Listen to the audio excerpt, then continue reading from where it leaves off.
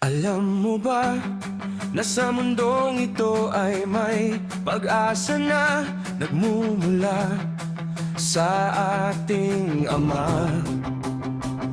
Pag-ibig niya'y sapat sa'yo at di nagkukulang. Ang kabutihan niya'y hindi mawawala.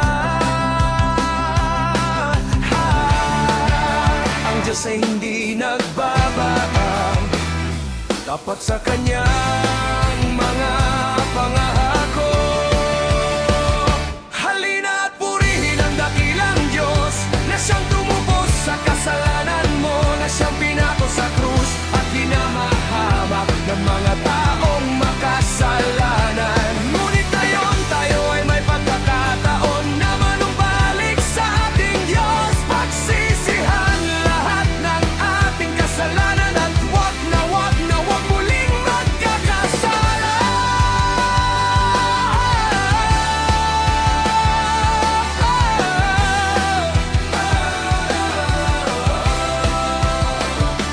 Alam mo ba na sa mundong ito'y walang kabuluhan, masasamang gawa sa sanlibutan.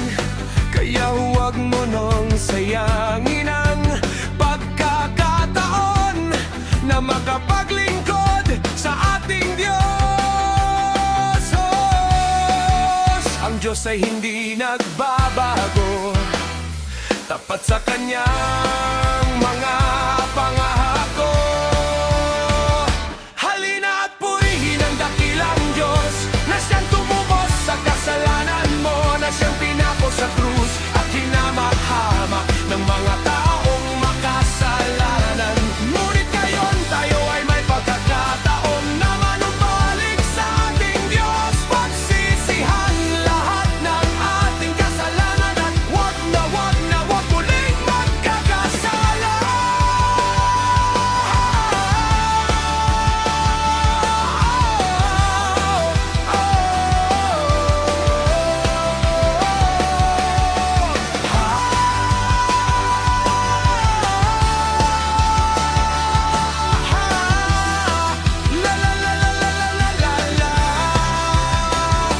Halina't purihin siya ng lahat ng nilalang, dakilain ng Ama, sundin ang kalooban niya.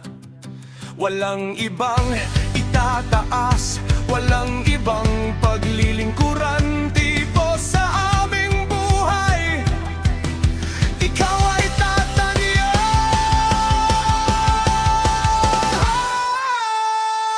Halina't purihin ang dakilang Diyos na siyang tumubos sa kasalanan mo, na siyang pinako sa krus at hinamak-hamak ng mga taong makasalanan.